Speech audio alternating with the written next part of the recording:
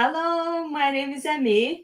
Um, my channel is starting to get new directions as I'm trying to invite some people who would know how to depict stories in pictures.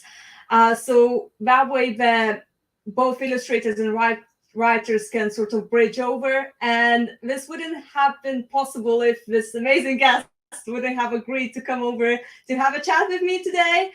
And he has a book upcoming, is a graphic novel artist, and welcome, Ira Marcks. Ira, tell about yourself a little bit. Yeah, so I am a graphic novelist for the most part. I do a couple other things that I guess we could get into later. But yeah, I'm currently doing a series that starts with that book on your shelf called Shark Summer, which is a middle grade graphic novel. So it's kind of designed for readers ages 10 to 12. And it's an adventure mystery series, but it's also focused on creative process. So like in this story, we've got a young group of characters that are set about making a film, but they're making that film the summer of 1974 on the island of Martha's Vineyard, which, if you know anything about movies, that's when the movie Jaws is being made. So it's kind of like a meta adventure set behind the scenes of a real world movie production. And then this fall, the sequel comes out, which is called Spirit Week, which features one of the same characters, Elijah. And now he's off to Colorado and he's staying at a notable hotel from a little movie called The Shining, a little bit creepier than the Jaws reference of the previous book. And there's a third one coming after that, and hopefully a fourth. So this is kind of my current project in graphic novels. Yeah, so that's kind of me in a nutshell. You touched already a couple of subjects I wanted to ask you about, so you done brilliantly. So obviously, one of the things I love that crossover with movies and books. That I didn't hear about Shark Summer, so I had to pick it up. But when I read Spirit Week blurb sort of thing, and sort of, let's say, has that hint of Shining, I thought that's just amazing. I thought that's really brilliant idea, and especially because it's done in the middle grade sort of section. I love it, and I think people need to hear about it more. So here we are talking about it a bit more, so everyone can grab a book of a shelf. And what I wanted for you to tell more, how did you get into idea of the horror movies crossing over into the books? Yeah, good question. Well, I'm about 40 years old now, so I grew up as a young reader in the 80s, and this kind of like, if you're younger than me out there, you're kind of in a golden era of kids lit, because there's all these markets for specifically people in like different age groups. Whereas when I was a kid, we had adult books and we had like kids books, but there wasn't like middle grade and there wasn't even really young adult. So I would be reading like kids books. Then the next day I'd be reading Stephen King, because that's just what was out there. So I kind of liked the idea of bringing a little bit of that vibe to like modern kids lit, because this stuff is still around, like Jaws, The Shining, like all these movies, like Stephen King, all these cultural touchstones from the 80s are still like quite relevant. And I thought it'd be cool to kind of make a book that kind of captures a little bit of that magic of being a young reader in the 80s, where you're like, wow, I'm suddenly reading like a very intense adult book. And also I thought it would be a cool way to like get kids connecting with stuff that their parents liked as well, because you could read both of these books and you're not you don't have to have seen Jaws or The Shining to get the story, but hopefully maybe it's kind of giving you a taste of what those things are like, and you want to reach out to those spaces and discover that kind of, those like more adult stories. And I thought that was always like an important part of reading as a kid, is kind of getting a taste of like something more mature and then wanting to kind of like excel into those spaces and read more challenging books or like scarier things. So that was kind of like the main inspiration for me to kind of kick this all off. And I just love movies. And if it just seems like do what you love if you can, right?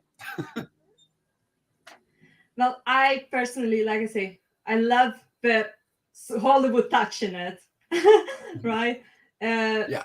that was great. And in a sense of Elijah, the character, um, was it your favorite character? Were you specifically wanting to bring it over to another book, or was it a plan? Yeah, well, Elijah. So if you look at the book cover here, Elijah he's basically the cinematographer. He's this kid right here, the kid with the camera. Mhm. So I had the idea for Shark Summer, which was basically like, what if a kid's making a movie behind the scenes of Jaws? So I didn't really have a cast at first, and as I started to develop those characters, I needed like the certain roles of filmmaking. I needed a director.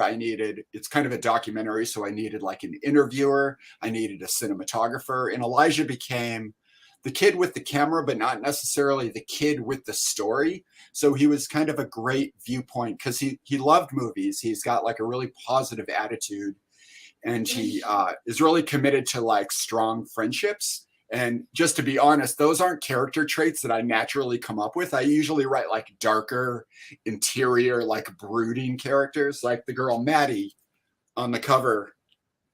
Like she's the most relatable for me. She's like loves books, is isolated in a lighthouse, and has all these like complicated feelings about everybody in town, and it makes her a bit of an outsider.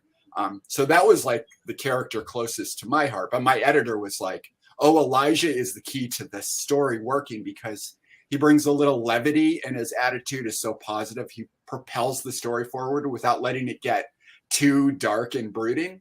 And so he just became so important to me because it was something that a type of character I'd never written before. So then when I came up with the idea for the second book, which is a story set in The Shining, is a lot darker than Jaws, because Jaws is like a fantasy kind of horror movie, but The Shining, it's fantasy, but the character of Jack Torrance is like just basically an angry dad, which is maybe the scariest thing you could really put in a book because it's so real.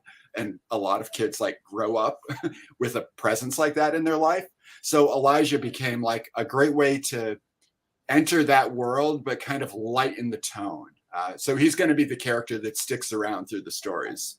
But it's funny because it's not like he's the Harry Potter. He's not like the main character always, but he does kind of fit this important role to engage the reader. So yeah, I'm glad that you kind of like picked up on that. I noticed. Yeah, that's why I said series in the message when I messaged to you. Anyway, one of the things, Elijah was my favorite character thing. I think he's a that's best way I think to describe it, sort of glue of the group maybe. And the other things, what I wanted to say, I actually was expecting very dark story when I was going in, and I was worried a little bit. How did you do it in middle grade? And I'm happy how it's gone on, but I'm not going to spoil it. But since you mentioned the Shining bit, and you say it's gonna be much darker, is it still sort of remains in the middle grade though? Yeah, I think I guess it's not really darker. It just kind of expands on themes that Shark Summer dips into. So yeah, without spoiling either book, Shark Summer kind of talks a little bit about what it, kind of the role of a horror story in our life. Like when you have a horror antagonist character in a story, it can usually like stand in for themes that you can't deal with in like lighter stories or other types of drama, especially in middle grade. So like in Shark Summer, there's this kind of theme of regret that runs through a couple different characters, and this kind of dark, cursed creature in the story sort of embodies that. And like through the whole story, there's this like looming fear that the kids are going to encounter this monster that they're kind of seeking, but the reason they're seeking it is because they're avoiding other things in their life. And that's like, a type of story that horror is well suited for. So by the time I got to the end of Shark Summer, I'm like, oh wow, I didn't really realize this book was able to do that, because sometimes you don't really know a story till you get to the end of it, and that was what was happening with that book. So when I was planning the second book, I'm like, okay, now I really get now that this is going to be a series, I kind of get what I want to do with it. I want to step into the worlds of these movies and try to deal with the theme, not only the themes of the movies, but kind of the making of them. There's so much surrounding the making of Jaws and the making of The Shining. Like, people love these movies so much, they want the story to just keep going, and it expands into the universe that is the creative process that brought the project together in the first place. So there's themes about that that get a little more real. So I guess that's what I mean by it gets a little darker. Like The Shining story is, it's just, you have like the director, Stanley Kubrick, and you have an author, Stephen King. Like, these real figures play a bigger role. Even though they're fictionalized, they play a bigger role in the story of that book. So you kind of get a sense of this alternate reality where, again, trying not to spoil anything, the Shining movie kind of exists in a real world setting. And it just naturally becomes a little darker because it's a little more real. Like, the character of Jack Torrance in this book is like a real figure that's a little bit Stephen King-ish. From, not that I know him, but it's like, as the role of him as an author in our culture. So I think that's what I mean by darker. It's still middle grade, but it might be slightly more mature. Like, instead of, maybe it's not for 8-year-olds anymore. Maybe it's for like 10 to 13-ish. So, but yeah, it's a fine line really, with marketplace stuff. Yeah. I personally think that horror for middle grade is my favorite because I can take that much horror, so that's fine. Yeah. Done very well. And also the other thing, that filmmaking in that age of group, I feel like it's very realistic because it would have been certainly an adventure we would have taken in my time. It would be like, oh, let's do a film, or like that sort of adventure type of thing where we would get on it as being kids. So yeah, definitely is a sell for me. Right. I did wanted to dip in, since you mentioned there is a third book. What is it based about? If you like, which horror movie is the seed? If you can really reveal. Well, it's funny because like as of today, I'm almost, I haven't signed anything yet, but like the third book is almost under contract. And I had 2 stories. I guess I can kind of share a little bit about what the 2 next books in the series could possibly be. So like, all right, so we have the Jaws book, we have the Shining book. So the Jaws one is a bit more about like kids relating to horror movies and like kind of this fine line of like wanting to watch something but being a little too scared. Like that book is kind of like riding that line. The second one, so the first one's kind of about, the grossness of a horror movie. It's like, oh, how much blood is too much blood for a story? Or like, what does it mean to like have a scary story? Like, what is it? Is a monster scary, or like is a storm scary? What's the scariest thing you could imagine? And the second book, it's a little bit more about the setting of the Shining Hotel and what it means in the tradition of like Gothic horror, in the way you have a haunted house that basically it's a house that resonates with like a history that has tragedy built into it, right? That's where like a ghost story traditionally comes from. So that book is a bit more about the building and kind of ghost stories. And so the third one, I'm like, okay, well, where do I go from here? I had a couple ideas. One was to take sort of like the world of Indiana Jones. And we know Indiana Jones is an adventurer, but a lot of the time he's just a professor at a school. So I started thinking like, what is that school that he teaches at really like? If he lives in this world where the Ark of the Covenant is a real thing, where if you take the cover off, like godlike spirits like emerge from it and melt faces. If that's a world that exists, what does it mean to like be a college professor in that world? Like, is alchemy like more of a real thing in this universe? So that's kind of the premise for that book. It's like Elijah and his good friend go off to kind of visit this school where like an Indiana Jones like character once taught, but this character is passed on and now they're making movies about like their life. So it's kind of the premise is, what if Indiana Jones was real, became like a pop culture icon, but these kids dig back into the history of the character that influenced their Indiana Jones character. So that's possibly the next book. So that sounds pretty good, right? You'd read that. Yeah, definitely. Because the part of it that resonates with me, I'm very big into retellings with like Cthulhu myths, let's say, like ancient gods sort of thing. So that sort of is there in that. But anyway, what I want to say, we spoke too much about your books because I think you gave a lot of seeds that are in there. Knowing that I read, Shark Summer, I know you did reveal a couple of things in this conversation. I don't want your editors or publishers be angry with this. One of the things that I need you to tell me is when is the premiere of your second book? Okay, when so it's coming out? Great question. Spirit Week comes out October 23rd, I believe. So I really rushed to get it done because I wanted it to come out around Halloween and not after Halloween. So hopefully it'll be a Halloween book. It looks like it's going to be. So, Brill. Now talking about this road in publishing. I'm sorry, my camera seems to tip now from the weight. Anyway, I'm not professional interviewer, so you'll get all sorts of things. Anyway, I want to really find out. Yeah, it's still doing it. Definitely. Let me just fix this. Give me a second. You'll get all that sort of things here. Oh dear. You're gonna We're getting a better look at it. Probably. Yeah, it's kind of like a steady cam, like kind of a Sam Raimi Evil Dead type of panning thing going on. It's pretty cool. Right, let's see what is going on here.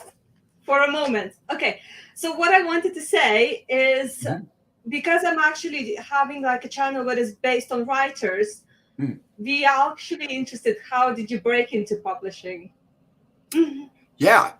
Well, I've always drawn comics. I've always, even when I was a kid, the comics I read were not so much like Marvel or DC or the big, traditional superhero publishers, which I was reading like independent comics. Like some of my favorites were like Tank Girl, which is like a British comic from the 90s.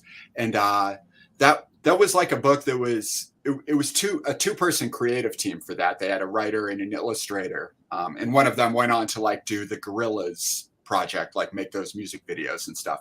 So I think in terms of my inspirations as a kid, I mean, I love books, I love novels, but in terms of comics, I was always drawn to creators that did the whole process, like they drew and wrote and kind of had this whole universe that they were able to build on it with their own stories whereas like I loved the X-Men, but those creative teams like would come and go. Oh, did we lose you? Are you still there? Emmy, come in. Can you hear me? Oh, you're back. You dipped out for a second, but I am here, but we'll keep going. Something again happened. That's okay. I'll just keep talking. Yes, I'm fine. So I always. Fine.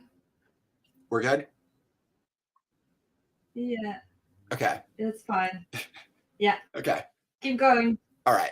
As long as we can hear you. Okay, as long as we can hear you. Yep. So I always aspired to be someone that was good at drawing and writing at the same time. So,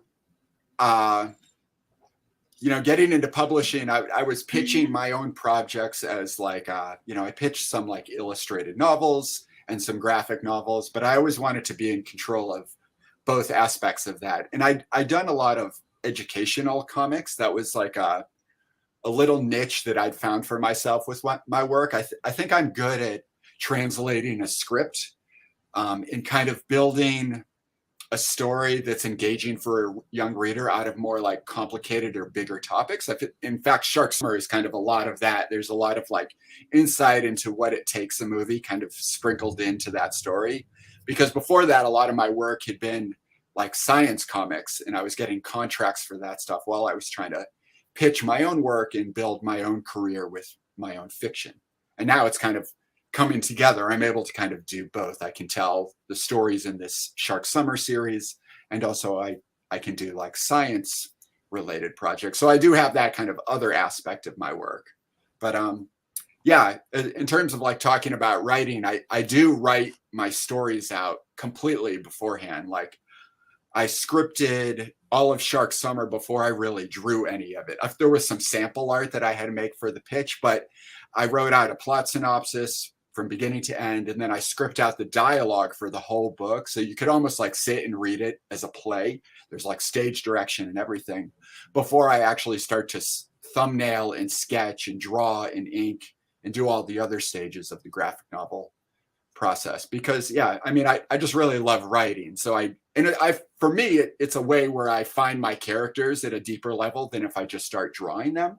I want to write the language that they speak, get their inflection, and describe them to myself through word before I draw them. But you know, that's just kind of how my brain works. Not all graphic novelists, I don't think, do it that way. But yeah. Exactly. Wanted to say, everyone probably imagines that you do pictures first, then the story. Mm-hmm. Yeah, not in my case. I don't know.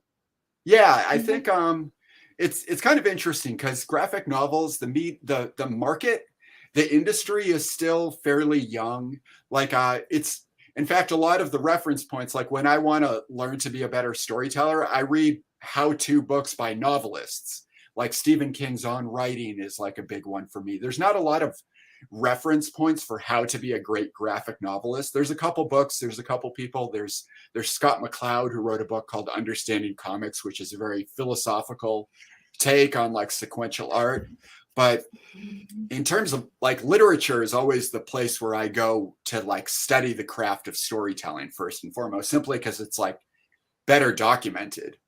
So I think that's maybe just like how my brain decided that that's how I'm going to be a storyteller. I write first and then I add the drawings onto it. But a lot of graphic novelists end up working in animation and stuff like that too. So I think it translates drawing to storytelling better, but where I came at it from a different angle. But yeah, I think my video lagged quite a bit from where I'm talking now, but I actually have Understanding Comics next to me. And however, I think here we are. My video is like 10 seconds behind me, to be honest. But here we are. I love that book. Sorry about that. I haven't read it all yet, but it's on my reading list. Yeah. Anyway, there's a lot of other things I want to like explore. So in a sense of publishing, as you say, you did dip in different projects before these books. And and I understand you also have like Kickstarters as well. Is that right? Yeah. I did a couple Kickstarters.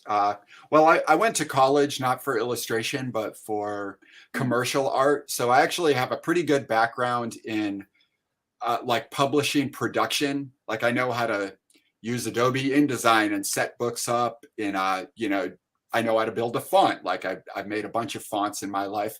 So I have this kind of like graphic design background that helps me it helped me be able to be in charge of like the full production. So when I was in my 20s and early 30s, I was doing like web comics and stuff.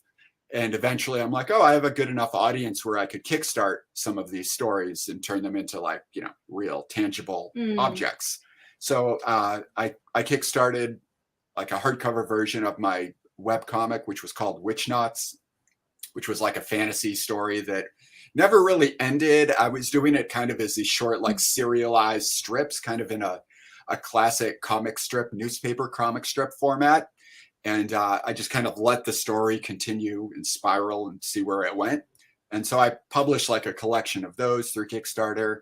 And then for my next Kickstarter, I actually did like an illustrated novel. I wrote a book and I did all the illustrations. So it'd be kind of like a young reader adventure story, like set on the high seas. It was called The Aquarium Drift, and you can actually read it on my website. It's the audiobook and stuff is all there. So I was kind of dipping my toe into wanting to be a novelist, and I found an agent through that second Kickstarter. She found my work and thought we could maybe pitch the Aquarium Drift to a publisher, and I wrote a couple drafts of that, like a second draft after the Kickstarter.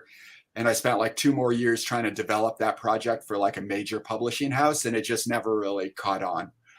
So then I was like, well, maybe I should go back to comics, which is where I kind of began.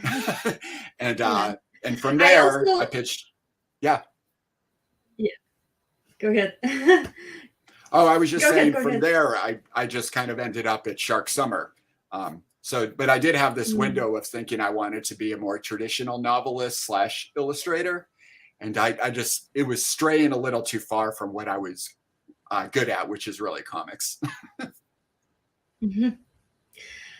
I think I did enjoy like multiple different arts you have them on your website. And what I wanted to say, they have a different vibe to them. So you have something that is more like science fiction, something more fantasy, let's say, and they all have a little bit different vibe to it, I think. And that's actually I find it's very good quality, it's very versatile. And what do you think is your creative strength, let's say? What do you think you find easy to sort of create or draw? Now you said comic artist, but obviously I want to say, is it characters, is it backgrounds? Where do you find your strength is? Good question. I think where I've built my strength is actually in the translating of like a story or a concept to like a middle grade audience, because like I was saying, I was doing these educational pieces, and I've done a lot of teaching as well, and I make a lot of fun slideshows, very inspired by understanding comics, which like breaks down some big ideas into simple like comic narrative. So I think my strong point is not really in the writing or the drawing. It's like the part in the middle where you put those things together. Because I've done, like, I did a comic about the big Volkswagen emissions scandal from like 7 or 8 years ago. It was like this big news story, and I got a contract to do a comic about the research that led to that discovery and the court case and all these things. And it was like a big complicated thing, but they wanted kids to be able to access that narrative. And I was very proud of how I translated that into a kid project, like covering the themes and like what it meant for that to happen in the automotive industry, like technologies that were involved. I made kind of a sci-fi story out of it, but still I think it was true to the content of the story. I think that's kind of become my greatest asset, because it's a skill I had to develop to kind of basically keep my job, which is basically working for myself with these like comic contracts where I'm really in charge of the story. So if that makes sense, I think that's my my greatest skill, because I run into, you know what I mean? Like I run into, like you were saying, the work on my website, some of it looks more mature. It doesn't look like a middle grade audience. Like you can see, I really like Edward Gorey. That's like an Edward Gorey poster. Like his stuff is very unique in the market of books. It's like dark and weird and abstract, but I guess they're kids' books, but not really. Like, like he was always a big influence for me. He just kind of found his own space. And I always like aspired to do that. I'm like, I like being kind of light and silly and whimsical in a kid-friendly way, but I also really like to dip into like dark, heavy stuff as well. And in the middle grade market for graphic novels, it's a fine line, like how serious you can be with your horror, but also like how kid-friendly you have to be. So I've been really like struggling to find that place. And I mean, Shark Summer, I think is kind of me figuring that out, like how to put these bigger, like you were saying, like Lovecraft, like Cthulhu, big brain bending ideas. Like how do we kind of hint at that universe a little bit, but also make it like accessible to kids? That's like what I strive to do. I think you've done really, really well. Like I say, I was impressed with the ending and the dramatic effects on the panels, let's say, going into that sort of final scenes. again, not speaking too much about it. Yeah. I also very much impressed with, you know, the panels that are without much of the words and they still tell the story. I always get impressed in that in comics when it's just the pictures, you know, couple of pages telling the story without any words is brilliant. Obviously, the other big thing, and I know it was in your lessons again, is the maps. And it is in the Shark Summer. There is a map, and it's sort of drawn me back to look for the places where these kids sort of explored, let's say. Mm-hmm. So, you know, is there a story also going to have a map if it's based in a hotel? Yeah, it's yeah, because I mean I love maps too. Like, you know, reading Lord of the Rings or The Hobbit as a kid, like I would just like stare at those maps. You know, you like move your finger around them. You try to imagine what it's like to go there. It makes them interactive in a way, right? In like a video game kind of way. So that's, you know, I'm always like, I need a map for my book. Kids are going to want to do that. And, you know, with Shark Summer, it's set on a real place, that Martha's Vineyard. I tried to be as accurate as possible in kind of capturing a story that you could kind of, in a way, go and have yourself on that island if you wanted to. You could have your own Shark Summer. And that was something kind of new that I hadn't done with my fantasy work before. And so, like, going forward now in Spirit Week, it gets a little more about the schematics of things, because the idea is like, if you watch The Shining, there's something very odd about the hotel, which is that it doesn't move in a logical way. Like when characters move through that space, they come out in places that don't make sense. There are like windows that have light coming through them, but that there wouldn't actually be a window there. There's like this strange, like paradoxical thing going on that's not really spoken of in the movie, but it's like a vibe you get from watching it. So I really wanted to capture that in that book. So there's schematics that try to like, that are designed by characters that are trying to make sense of how that hotel works. It's very inspired by a book called House of Leaves, which is like a kind of this 90s dark horror book about a house that's bigger on the inside in that kind of like Doctor Who type of way. So it's not as much about maps in like a geographical sense. It's more about like maps of spaces that are aspiring to make logic out of a thing that is illogical, which is a big thing to cover in like a middle grade book, but we'll see how well it goes over. Yeah, it sounds like it's a big world building, let's say. Yeah, it's very world buildy. Right. Apart from that, what is the hardest for you in a drawing or in a story? Yeah, drawing is very hard in general. I think like if I showed you the concept art that led to Shark Summer, it's very different than how the finished book actually looks, because they're kind of the magic with cartooning is rendering something like in very simple terms. Like the beauty of an old Disney cartoon is that it, like Bambi, like it captures this like natural world with this just like very simple line art in a way. You know, it's not aspiring to be realistic. It's like so stylized but extremely emotive. There's a lot of work that goes into making like a cartoon function correctly. So with Shark Summer, character design was like the big hurdle, trying to make these characters look right, all look good together, and then you got to draw them a couple thousand times over the course of the book. So then there's that like repetition of, any cartoonist would say this, like once you get about 30 pages into your book, then you finally lock it in. And when you get to the end, you find yourself going back to the beginning and redrawing a bunch of things. That's just like how it goes. You got to like warm yourself up to the aesthetic of a book. So with that book, the character, yeah, go ahead. I did wanted to ask about the sort of preparation work, to be honest, what comes into it. Go ahead. Yeah, it's kind of like, this is all, you know, I always make this analogy with creative process. It's like an iceberg, you only really see 10% of it, and that 10% is the book. But then there's like 90% of the process that the reader never sees, and that's like what gets you to that 10%, right? So yeah, with that book, with Shark Summer, it was really much about character design, because the backgrounds were a lot looser and they're outdoorsy, which is easier to draw. There's a lot of like clean horizons and water. And then in the Spirit Week book, it has to be very true to, or for me at least, it had to be very true to the look of the Shining building. And that was very tiring. That book became much more about trying to draw architecture accurately. Like, it's very hard to draw a building that feels real. I found with that, like something that's scaled up and looks intimidating. So it was a lot about learning perspective and kind of like getting clean line art, which is something I hadn't really done in my previous work, having like really clean edges and door frames and stuff like that.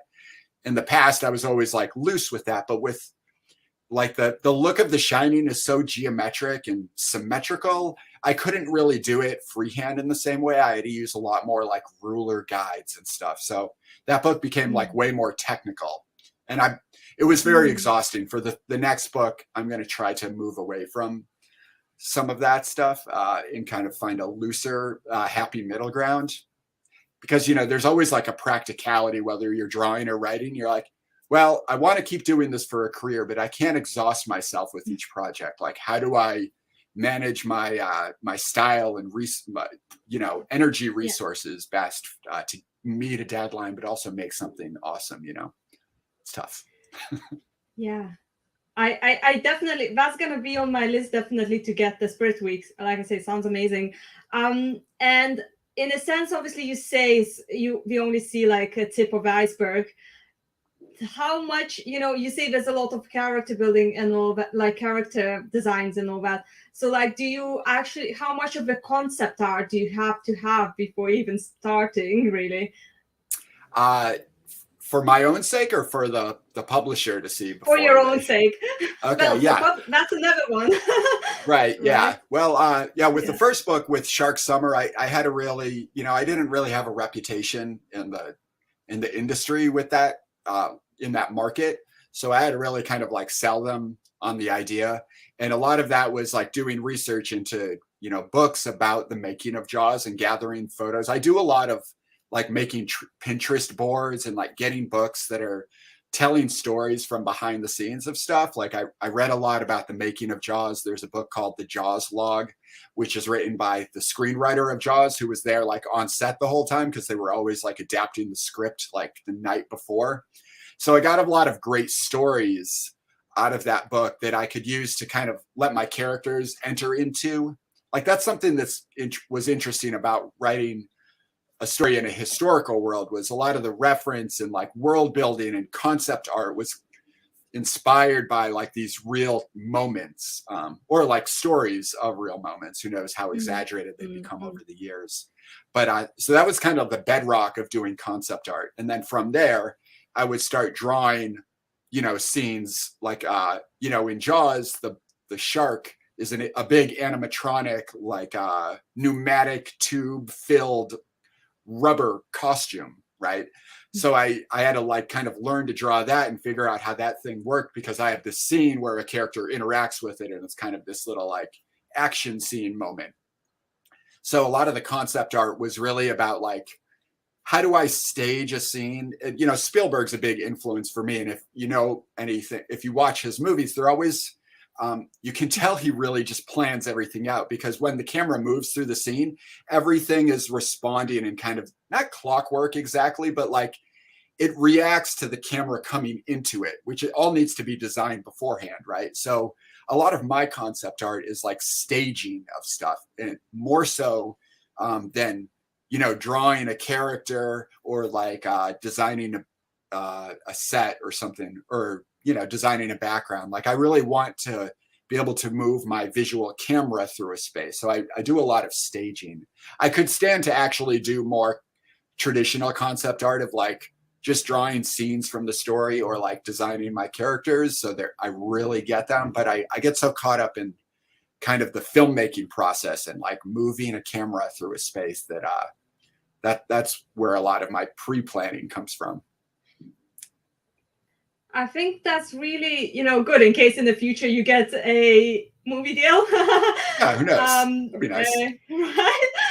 But I think a lot of writers do have internal camera to sort of imagine the scenes, and yeah, that's a good quality. And like you say, actually having to transfer it into the cartoony way with the motion is really hard. Is an art. Um, anyway, thank you. You don't very much tell all the questions without me asking, but I wanted to check out on you.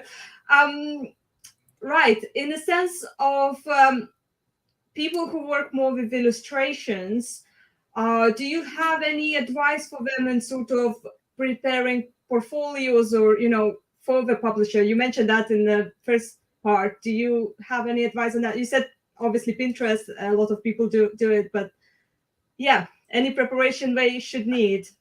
Yeah, I think, well, something that I struggled with my own work was my art style aligning with the type of story I wanted to tell. So I think you have to be very sensitive about how your style kind of complements a market that already exists to some degree. Because of course we all want to just tell whatever story we want to tell. But the truth is, if you want to sell a story, it has to fit on a shelf or on a streaming platform or somewhere where there's already a preconceived notion of like what that type of story looks like. So, like with Shark Summer, I was drawing in a slightly more realistic, gritty, mature way, and it wasn't aligning with the story. I had to kind of cartoonify my work a bit. So I guess my advice to like aspiring graphic novelists or like people putting together a portfolio, frame your work around the market that you think you fit in. Maybe you want to be a middle grade graphic novelist. You have like a cartoony, bold, clean, simple style, but maybe you're leaning more towards young adult. Young adult gets slightly more realistic, I would say, in a way. Like character anatomy in a young adult graphic novel tightens up. It's not as loose and rubber hosey. It gets a little more believable because the characters in those stories have like richer inner lives, or sometimes there's like romances or sexuality becomes parts of those stories, and that doesn't work as well with like really cartoony art. So yeah, that's my advice. Is like, find your strong suits as an illustrator, and then if you're creating concept art or like sample art for a project, make sure the style that you're working in aligns with like the market for those type of stories. You're just probably going to find success a little faster. And then hopefully once you're in the door, you can kind of break some of those rules. But, in terms of planning a portfolio, you do want to kind of speak to a market that already exists. And I'm sure the same goes for writing. Like stylistically, certain stories suit different types of writing styles, right? So really research your market. And yeah, no similar title is really what you're looking at. Yeah, bro, that's definitely what goes for writing the same way. And like you say, you mentioned the same thing that I've been struggling with in the writing is that middle grade, at 8 is different from middle grade at 12 or 10 plus. So yeah, that sort of things that you need to pay attention to the details. Again, you're very multi-talented. And I wanted to say, for illustrator point of view, again, since I wanted to, make this discussion open to everyone, you had Skillshare lessons. I wanted to say, if you had to recommend one of your Skillshare lessons, which one would it be? Oh, thank you for promoting my Skillshare channel. There's 16 classes on there right now. Well, I'm actually making one. I was working on it right before we hopped on the call. It's about pitching middle grade graphic novels. So based on everything I know and talking with my editor, that if you're looking to pitch a middle grade graphic novel, that class is for that specific purpose. But in terms of classes that are already done, I think my Making Comics, it's called Making Comics, a Beginner Guide, is a great, very inspired by Scott McCloud's Understanding Comics. It's a great kind of overview of what the market looks like, great books that kind of have built that market and made it popular. And then also a really like technical breakdown of like the elements of sequential art, like how to use a panel, how to design speech bubbles, like how to plan your scripts for a comic process, and how to use, the tropes of cartoon language, like how to tell a good gag, like how to space out a joke, how to use sound effects, and all those little things that we associate with like comic art. So probably that making comics class is a great look. Even if you don't make comics, I think it'll help you like appreciate comic storytelling on a deeper level. So that's my recommendation of my own stuff. That's brilliant. Yeah. I'll try to drop in a link when this published so we can have a look at it. But I think we talked about a lot of things, and I was trying to stop you from not telling too much about your story almost, because I think, like I say, you put little nuggets everywhere, and I can appreciate, because of a Shark Summer, I can appreciate that, like, oh, I know what you're talking about in this or that. And I think it's really like, you told me everything about, what I wanted to chat about your creative process, about, pitching and what you find hard and all, and about your book. I think we done really, really nice chat. Any last moment sort of advice or anything for wrap up? Like advice to aspiring storytellers out there? Yeah. Yeah, I don't know. I think we kind of covered it with that, like understand the market and know that I think everybody has like a good book in them. It sounds like totally cheesy, but I think everybody does. As long as you see a place for yourself in the marketplace of that. So like it's a great time to be like an aspiring storyteller. Like the world of graphic novels and comics is like every day expands like who it's for, which is cool. Like my editor has put out so many amazing books over the last couple of years that like inspire me to expand, the characters I represent and the stories I want to tell with my stuff. So yeah, it's a great time to make comics. So if you're out there, like do a little research and see if your story fits in that space. I think I'd like to read it. I think keeping yourself immersed in that space, it's really helpful to know what is out there, to keep refilling that creative well, let's say. That's really helpful. And that was such an amazing talk. And I think like if not the camera lag, I'm like fully in where where you're coming from. It's so great. And thank you very much for coming around. And my pleasure. Yes. I think you literally opened my channel to this new possibility of inviting people like yourself to just talk about pictures and drawing and creating stories. And yeah, I think that will become a thing. And obviously, my closing words would be, I think the Spirit Week is coming in October, and people should put it or pre-order if it is a possibility, but put that on their list. To keep an eye for it, because I am certainly gonna do that. Oh dear, you have a proof copy already. I do. Oh dear. Yeah, I say, like, I just read the blurb and it sounded amazing, and that typewriter in the snow on the cover is like, I definitely want to know more about this. Right? Anyway, I promised you it's under an hour, and I think that's all for today. Thank you very much. We covered a lot. We covered so much. Right? I feel like. Exactly. We covered like a week's worth of stuff.